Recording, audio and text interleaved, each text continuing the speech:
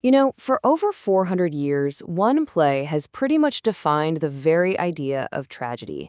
It's a ghost story, it's a detective story, and it's a bloody tale of revenge that has absolutely captivated the world. So, what is it about a 400-year-old story about a Danish prince that feels so immediate, so modern? Today, we're going to dive into the masterpiece that is William Shakespeare's Hamlet. All right, so picture this. We're on the freezing, windswept battlements of Elsinore Castle in Denmark. And let me tell you, the guards are absolutely terrified. Because for 2 nights in a row, they've seen an apparition.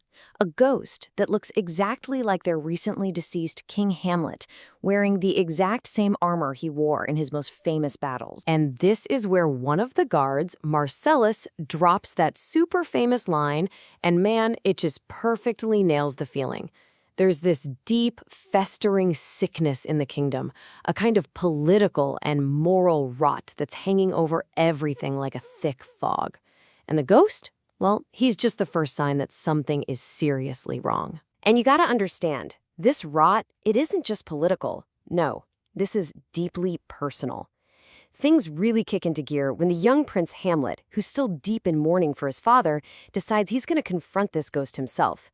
And the story that ghost tells him, well, it's gonna set him down a dark and all-consuming path. Okay, so here's the deal. Hamlet's dad, the old King Hamlet, a total legend by the way, is dead. But it feels like before anyone's even had a chance to properly grieve, Hamlet's uncle, Claudius, has not only grabbed the throne, but has also married Hamlet's own mother, Queen Gertrude. The whole thing happened so fast, well, it's more than a little suspicious, right? So when Hamlet finally comes face to face with this ghost, it tells him a story that completely flips the script. See, the official story was, oh, he got bit by a snake in the garden. But the ghost lays out the chilling, horrible truth. He was murdered in his sleep. Poison was poured into his ear by the very man who now wears his crown and sleeps with his wife, his own brother, Claudius. So you can imagine this changes everything. All that grief Hamlet was feeling, it just morphs into this burning, fiery need for justice. He suddenly has this terrible secret mission, and it's about to become his one and only obsession. This is the ghost's direct order to him.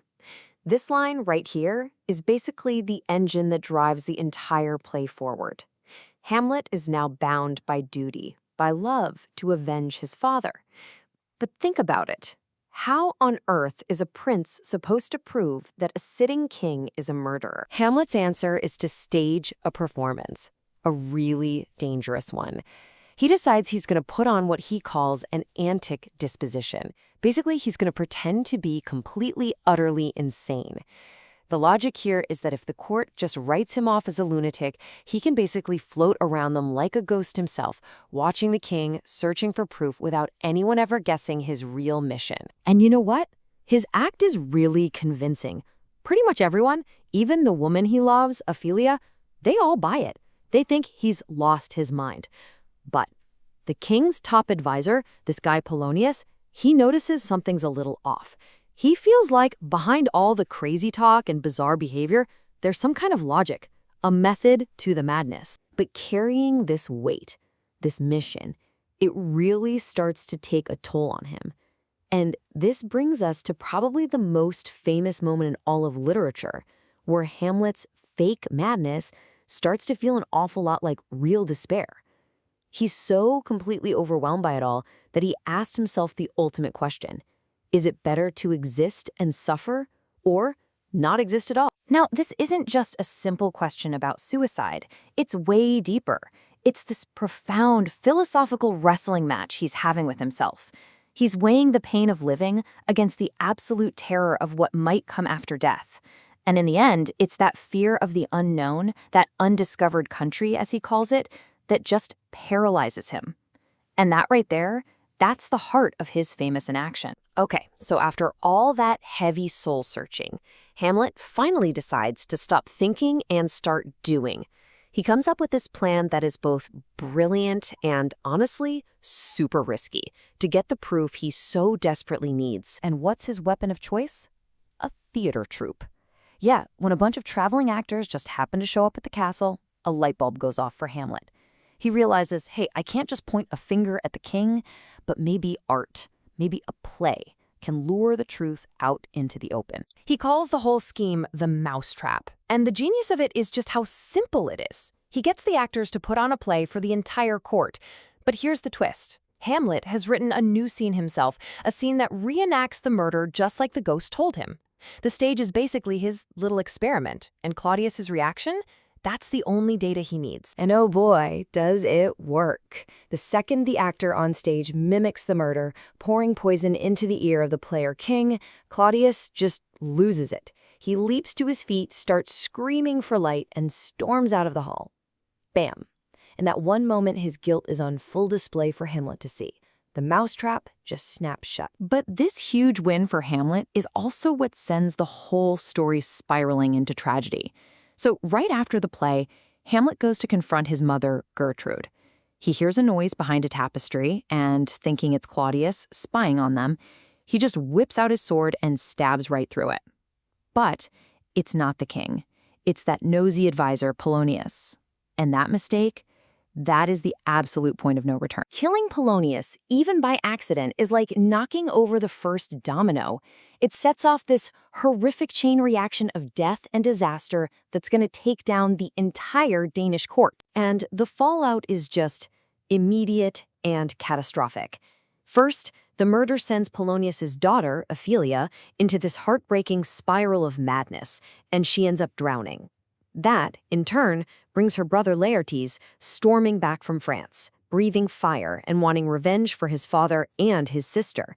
And of course, Claudius, who is a master manipulator, sees his chance. He points all of Laertes' rage right at Hamlet. Okay, the final scene, it's just a masterclass in complete and total devastation.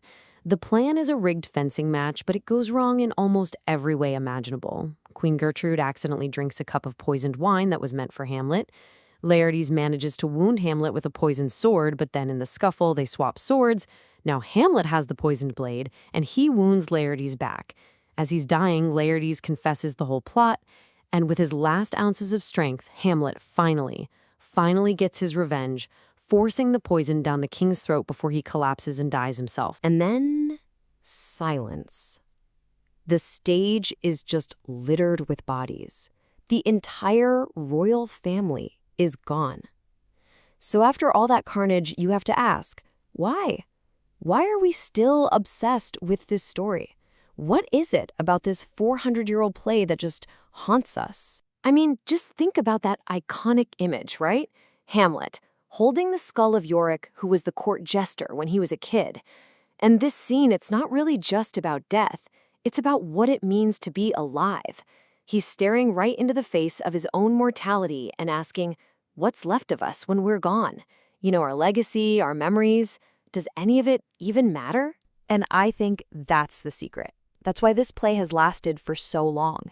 It doesn't hand us easy answers. Instead, it hits us with these huge, inescapable questions. Is revenge ever really right? What's the difference between how things seem and how they really are? Where's the line between sanity and madness? See? These are our questions, not just some Danish princes from 400 years ago. So in the end, after all the ghosts and plots and death, we're just left with him, Hamlet. So who is he? A noble hero? A cold-blooded killer? A brilliant mind just trapped by his own thoughts? There's no easy answer. There's no one label that fits. And that mystery, that incredible, haunting complexity, that's why, even after 4 centuries, we're all still trying to figure out who Hamlet really is.